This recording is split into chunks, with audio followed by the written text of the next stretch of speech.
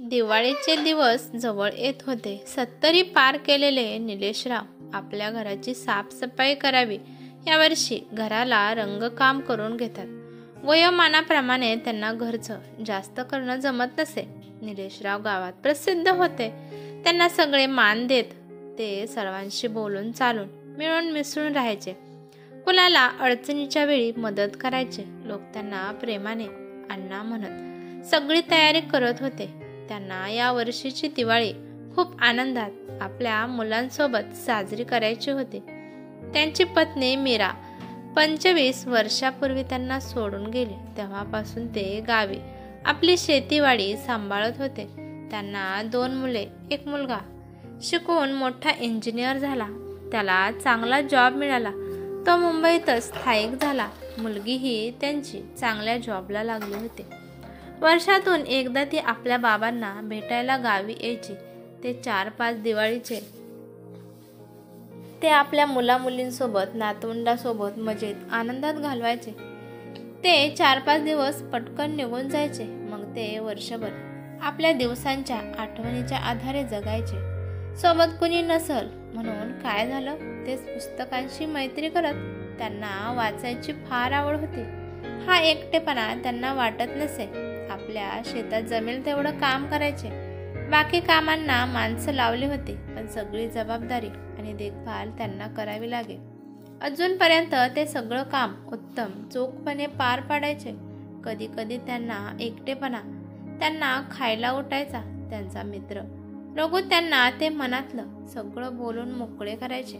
अण्णांची दिवाळीची सगळी तयारी झालेली होती. ते आपल्या मुलांना कॉल करावा म्हणून जरा बसले, तेव्हा त्यांचं लक्ष फॅमिली फोटो अल्बमकडे गेलं. अरे देवा, हे काय? कपाट साफसफाई करून झालं आणि विसरून हा अल्बम इथेच राहायला वाटतं. एकदा ते उघडून पाहतात आणि मीराचा फोटो त्यांना दिसतो. ते त्यावरून हात फिरवतात. त्यांच्या डोळ्यात नकळत पाणी येतं. मीरा, आज तू असायला हवी होती बघ. तू नेहमी म्हणायची ना, तुम्ही सणासुदीला कधी लवकर आवरत नाही आणि मलाही मदत करत नाही. कधी सारखं आपलं काम करत बसता. पण आज बघ, मी जमेल तेवढी दिवाळीची तयारी केली आणि बाकीची माणसांकडून करून घेतली. आधीच सगळी तयारी झाली माझी पण तू नाही आज ती बघायला. हो, आणि मी खूप आनंदी आहे बरं. आपली 2 मुलं नातवंड येतील ना दिवाळीला घरी, म्हणूनच ही तयारी केली. ते जुन्या दिवसात हरवून गेले होते. तेवढ्यात फोनची रिंग वाजली. ते भानावर आले. आता कुणाचा फोन आहे? ते उठले आणि मोबाईल हातात घेतला. त्यांच्या चेहऱ्यावर हसू म्हटलं, अरे वा, पिहूचा फोन आहे. हा, बोल ग पिहू. हॅलो बाबा, तुम्ही ठीक आहात? तब्येत काय म्हणते? अण्णा, मी ठणठणीत आहे ग, आणि तुम्ही दोघे येणार म्हटल्यावर तर मी जास्त हॅप्पी आहे. पिहूला आपले बाबा खूप आनंदात आहेत हे समजत होतं, पण पुढचं कसं बोलू तिला समजत नव्हतं. पण तिच्या घरी सगळे तिचे बाहेर असणारे रिलेटिव्ह तिच्या घरी दिवाळीला येणार होते, म्हणून ती यंदा येऊ शकत नाही. ओके बाबा, तुम्हाला एक सांगायचं होतं. मी यावर्षी घरी नाही येऊ शकणार हो. इथे यावर्षी राघवच्या घरचे सगळे इथे दिवाळी साजरी करणार आहेत. आम्ही अण्णांना थोडं मनाला वाईट वाटलं, पण तिच्या आनंदाचं त्यांचा आनंद होता. त्यांनी स्वतःला सावरलं आणि पुन्हा बोलू लागले. हा पिहू, चालेल, काही हरकत नाही. तू वेळ भेटेल तेव्हा ये. काळजी घे आणि मस्त आनंदात दिवाळी साजरी कर. असं बोलून त्यांनी फोन ठेवला. मग त्यांनी संध्याकाळी साहिलला कॉल केला. त्याला गावी यायचं विचारलं तर तो म्हटला की मला वेळ नाही आहे. माझ्या नवीन घरी दिवाळी इथेच सेलिब्रेट करायचं ठरलंय, कारण पूजाचे आई बाबा आणि इतर रिलेटिव्ह व माझे फ्रेंड्स सगळे माझं नवीन घर बघायला येणार आहेत. जमलं तर तुम्ही या, असं त्याने अण्णांना सांगितलं. तरीही अण्णांनी काही म्हटलं नाही. त्यांनी थोडंसं पाणी घेतलं आणि संध्याकाळी ते TV बघत होते. तेवढ्यात त्यांचा मित्र रघु आला. काय रे, झालं का तुझी तयारी निलेश? अरे हो, ये ना, तुलाच फोन करणार होतं. बरं झालं तूच माझ्याकडे आलास. अण्णांनी आपल्या मुलांचे आलेले फोन, झालेलं बोलणं सगळं सांगितलं. रघुच्या हे लक्षात आलं होतं की त्याला बहुतेक मुलांना भेटायचं आहे. मग ते त्यांना सांगतात की तूच आपल्या साहिलचं नवीन घर बघायला दिवाळीसाठी 4-5 दिवस जा. त्यांचं मन राहावं, मनाला फ्रेश वाटावं म्हणून त्यांनी असं सांगितलं. दुसऱ्या दिवशी सकाळीच अण्णा दिवाळी 2 दिवसावर आली म्हणून साहिलच्या घरी जातात. तो पुण्याला राहायचा. आजोबांना तुला शिवमला बघायचं होतं, मुलाला आणि सुनेला भेटायचं म्हणून ते पुण्याला निघाले. तिथे पोहोचल्यावर स्टँडवर अण्णा उतरले. त्यांनी आपल्या मुलाला कॉल केला. त्यांना वाटत असेल घरी तर न्यायला येईल त्याची गाडी घेऊन, परंतु संध्याकाळी साहिलची मीटिंग होती, तो येऊ शकत नव्हता, फ्री नाही आहे म्हणून त्याने अण्णांना कळवलं. संध्याकाळी दमून आलेले अण्णा एका ॲटोने घरी पोचले. सुनबाई आणि छोट्या शिवमला बघून त्यांना बरं वाटलं. तोही आपल्या आजोबांसोबत गप्पा मारू लागला, खेळू लागला. पूजा हे सगळं बघत होती. तिने बाबांसाठी चहा केला. नंतर ते आराम करत होते. संध्याकाळी साहिल ऑफिसवरून आला आणि त्याने शिवम आणि पूजाला तयारी करायला सांगितलं व बाहेर जायचं एवढंच बोलला. तिने बाबा आल्याचं सांगितलं, पण म्हणावं तितका त्याला आनंद झाला नाही. शेवटी बाबांना त्याचा आवाज ऐकू आला. ते उठून येऊन साहिलला बोलू लागले. त्याचं काम, ते तब्येतीविषयी विचारलं. पूजाने बाबांसाठी उशीर झाला तर जेवण बनवून ठेवलं. ती त्यांनाही सोबत चला म्हणाली, पण साहिल काहीच बोलला नाही म्हणून अण्णांनी त्यांच्यासोबत जाणे टाळले. त्यांच्या लक्षात आलं की सोसायटीच्या तिथे बाग आहे, मंदिर आहे, तिथे जाऊन येऊया म्हणून त्यांनी तयारी केली. ते जायला निघाले. खाली गेल्यावर बगीच्याकडे जाताना एक स्त्री त्यांच्या हातातील पिशवी पडली. ते त्यांनी बघितलं आणि त्यांच्या मदतीसाठी गेले. तेव्हा त्या म्हणाल्या, राहू द्या तुम्ही, मी उचलते. त्यांनी त्यांची अवस्था समजून घेतली. त्याही साठी पार केल्या दिसत होत्या. दोघांनी पटकन उचललं. त्या अण्णांना थँक्यू म्हणाल्या. अहो थँक्यू काय म्हणतात, या वयात मदतीची गरज भासतेच. त्यांना काय वाटलं ते माहिती नाही. त्यांनी लगेच म्हटलं, तुम्ही नवीन राहायला आलात का इथे? अण्णा, नाही, मी मुलाकडे आलोय दिवाळीसाठी. मी निलेश देशमुख. आणि तुम्ही इथेच राहता का? अण्णांनी विचारल्यावर त्या नाही म्हणाल्या. मी मावस बहिणीकडे आले आहे. मी नीलम पटवर्धन, या सोसायटीत माझी बहीण राहते. एवढं बोलून त्या म्हणाल्या, कुठे जायचंय तुम्हाला? अण्णा, देवळात जायचंय. त्याही हसल्या आणि मलाही तिथेच जायचंय. चला तर मग सोबतच जाऊया. ते दोघेही सोबत देवळात गेले. देवाला नमस्कार केला. थोडा वेळ तिथेच बसले. दोघांची थोडी ओळख झाली होती. थोडा वेळ गप्पा मारल्यावर दोघेही आपापल्या घरी गेले. अण्णाही घरी आले, जेवण केलं. त्यांना खूप बरं वाटलं की इतक्या वर्षांनी असं कोणीतरी जवळ बसून त्यांच्याशी छान मन मोकळेपणाने बोललेलं. घरचे येईपर्यंत ते झोपी गेले होते. दुसऱ्या दिवशी अण्णा सकाळीच उठले. अगदी प्रसन्न वाटत होतं. साहिल काही न बोलता त्याचं काम करत बसला होता. अण्णा मध्ये मध्ये त्याला बोलत होते. इकडचं तिकडचं असंच आपलं चालू होतं, पण तो नंतर बोलू म्हणाला. तेवढ्यात दारावरची बेल वाजली. पूजाची आई, तिची बहीण घरी आले होते. त्यांना पाहून साहिल खूप आनंदित झाला. हातातील काम टाकून तो त्यांच्याशी गप्पा मारू लागला. अण्णाही बसले होते, पण त्यांना त्यांच्यात काही रस नव्हता. ते खाली जाऊन येतो म्हणून तिथे बागेत जाऊन बसले. त्यांनी आजूबाजूला बघितलं तर त्यांचं लक्ष तिकडे गेले. काल भेटलेल्या नीलम पेपर वाचत बसल्या होत्या. अण्णांना खूप आनंद झाला. तेवढ्यात नीलमनेही त्यांच्याकडे बघितलं आणि त्यांनीच त्यांना बोलावलं. दोघेही थोडा वेळ बसले, पेपर वाचला आणि त्या जायला निघाल्या. त्या अण्णांना बाय करून निघाल्या. दोघेही आजही खूप भरभरून बोलत होते. अण्णाही घरी आल्यावर, तुम्ही कुठे गेला होता इतका वेळ म्हणून साहिल भडकला. तो खूप रागिष्ट होता, पण अण्णांनी देवळात म्हटल्यावर तो गप्प झाला. त्याच दिवशी संध्याकाळी साहिलने अण्णांना नीट तयार व्हायलाच लावलं. त्याचे मित्र परिवार त्याला भेटायला आला. सगळे त्याचं नवीन घर घेतलं म्हणून कौतुक करत होते. त्यांच्या गप्पा सुरू होत्या. अण्णाही तिथेच बसले होते. ते त्यांच्या मित्रांशी बोलू लागले. त्याचा साहिलला राग आला. त्यांनी तुम्ही तुमच्या खोलीत जाऊन आराम करा सांगितलं. पण याच अण्णांना मनाला लागलं. त्याने असं का केलं ते त्यांना समजलं होतं. चहा नाश्ता झाल्यावर मित्र निघून गेले. त्यानंतर साहिल त्यांना खूप बोलला. तुम्हाला किती वेळा सांगितले बाबा, मध्ये बोलत जाऊ नका म्हणून. अण्णांनी चूक झाली म्हटलं आणि ते गप्प राहिले.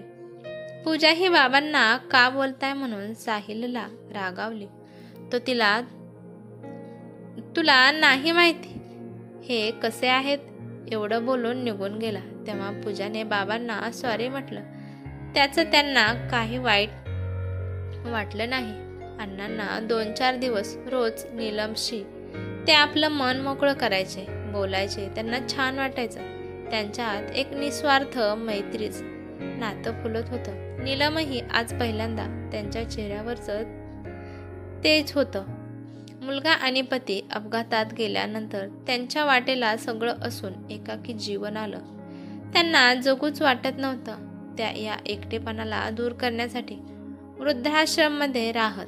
तिथे त्यांना छान वाटायचं. त्या रमून गेल्या होत्या. जणू तेच त्यांच्यासाठी आपलं घर होतं. दिवाळीच्या संध्याकाळी खाली एक प्रोग्राम होता.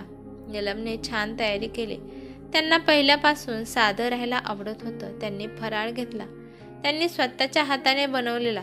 जरा लवकरच निघूया म्हणून त्या आधीच तिथे आलेल्या होत्या. त्यांची नजर मात्र अण्णांना शोधत होती. तेही बघत होते. तिथेच होते. त्यांना अण्णा दिसल्यावर त्यांना खूप आनंद झाला. त्यांनीही नवीन ड्रेस घातला होता. दोघांनी एकमेकांना दिवाळीच्या शुभेच्छा दिल्या.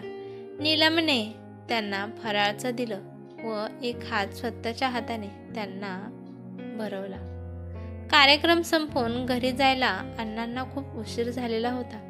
पण त्याचा आनंद त्यांनी मनापासून घेतला.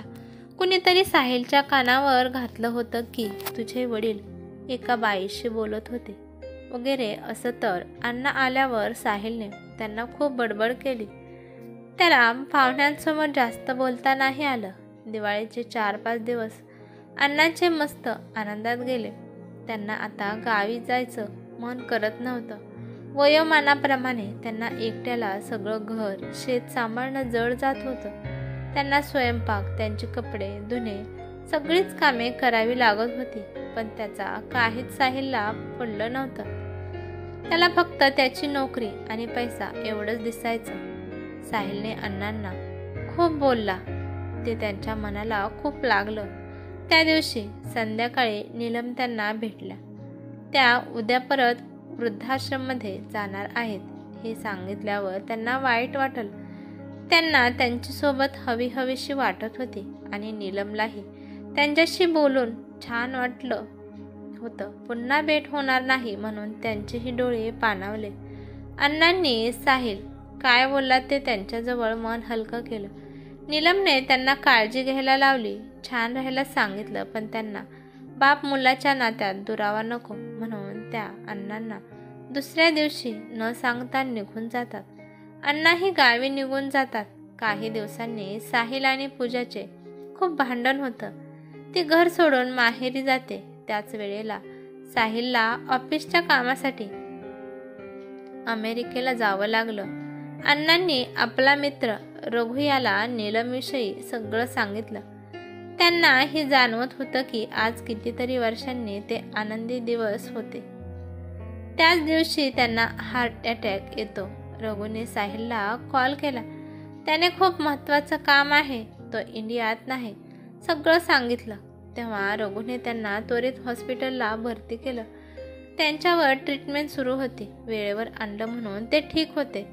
त्याच रात्री त्यांनी नीलमला अण्णांना असं झाल्याचं सांगितलं. त्या त्वरित निघाल्या आणि तिथे पोहोचल्या. तेव्हा अण्णांना सुखरूप बघून त्यांनी देवाचे आभार मानले. त्यांना खूप वाईट वाटलं की त्या न सांगता निघून गेल्या. त्या रडत होत्या. तेव्हा त्या विचार करतात, कुणी काही म्हणू दे पण अण्णांना आता माझी गरज आहे, तर मी त्यांच्यासोबत राहील. रघु अण्णांचा मित्र आणि नीलम अण्णांची काळजी घ्यायची, सगळं वेळेवर करायची. ते त्यातून बरे झाले. तिकडे साहिल टेन्शनमध्ये होता, कारण पूजा त्याला सोडून माहेरी राहत होती. तो विनवण्या करत होता, पण ती काही येत नव्हती. अण्णाचं तिला समजल्यावर तिने साहिललाही अण्णांना भेटायला घेऊन गेली. पूजा परत आलेली बघून साहिलला आनंद झाला, पण ती काही बोलत नव्हती. तिचा अबोला त्याला सहन होत नव्हता. तेव्हा त्याला कळलं की एकट्याचं दुःख काय असतं. बाबांची व्यथा त्याला कळत होती. त्याच्या चुकीची त्याला जाणीव झाली. पूजा आणि साहिल अण्णांना भेटायला जातात, तेव्हा नीलम तिथून निघते. तेव्हा साहिल त्यांना थांबवतो. त्याला सगळं कळलं होतं की यांचं नातं किती निस्वार्थी आहे. अण्णांच्या वेळेला त्यांना गरज होती, तेव्हा मी पोचू शकलो नाही, पण या बाईंनी त्यांची काळजी घेतली. तो दोघांची माफी मागतो. तेव्हा नीलम आणि अण्णा त्याला असं माफी मागू नको सांगतात. साहिल बाबांना म्हणतो, यापुढे तुम्ही दोघे एकत्र सोबत राहायचंय, एकमेकांना साथ द्यायची, उरलेलं आयुष्य छान आनंदात घालवा, असं पूजाही सांगते. सगळ्या समाजाला समजेल असं नातं तयार करूया आपण, तुम्ही दोघांनी लग्न करा, असं साहिलने म्हटल्यावर नीलम आणि अण्णा मात्र काहीच बोलले नाहीत. तेवढ्यात तिथे अण्णांची मुलगी पिहूही येते. तिने त्यांचं सगळं बोलणं ऐकलेलं असतं. ती म्हणते, दादा म्हणतो ते बरोबरच आहे, मलाही मान्य आहे तुमचं हे नातं. जेव्हा रघुला खूप आनंद झाला. रघुही त्या दोघांना समजावून सांगतो. अण्णा पुन्हा एकदा नीलमला सगळं विचारतात. त्यांनाही एकट्याने जगणे नको वाटायचे, त्यांना त्याचा त्रास व्हायचा. त्यांनीही अण्णांना सोबत राहण्याचं, साथ देण्याचं ठरवलं. पिहू आपल्या बाबांजवळ जाऊन त्यांना स्वारी म्हणते. यापुढे दिवाळी सर्वांनी एकत्र साजरी करायची, आणि तेही आपल्या या गावातील घरी. आणि मी तुम्हाला नेहमी भेटायला वेळेवर येईल बाबा. अण्णांनी तिला जवळ घेतलं. मायेने तिच्या डोक्यावरून हात फिरवला. मग साहिलने म्हटलं, असे हे काय, आम्ही काय केलंय? मग बाबांनी सर्वांना एकत्र बोलावलं. नीलमही त्यांच्याजवळ होती. रघुच्या डोळ्यात आनंदाश्रू आले. तो म्हणाला, हा क्षण आपण कॅमेरा टिपूया एकत्र फॅमिलीचा. त्यांनी सुंदर फोटो काढला. सगळे म्हणताय म्हणून ते दोघेही तयार झाले. ते दोघे एकत्र राहून एकमेकांची काळजी घेऊ लागले, एकमेकांचा आधार बनले. समाजात आपण असं चित्र बघतो की वयोवृद्ध लोकांना मूलबाळ असून त्यांचा सांभाळ करत नाही. असं चित्र बऱ्याचदा आपल्याला आजूबाजूला वगैरे दिसतं. म्हातारपण प्रत्येकाला यातून जावं लागतं. एक दिवस आपल्यावरही ती वेळ येणार आहे. मग आपण त्यांना का समजून घेत नाही? सगळेच लोक सारखे आहेत असं अजिबात नाही. तरुण वयात सगळं काही निभावलं जातं. आयुष्याच्या शेवटी सगळं काही कमावलेलं असतं. पैसा, घर, गाडी, संपत्ती सर्व असतं, पण शरीर मात्र थकलेलं असतं. जसं जसं वय वाढत जातं तसं माणसाला दुसऱ्या व्यक्तीची गरज, आधार लागतो.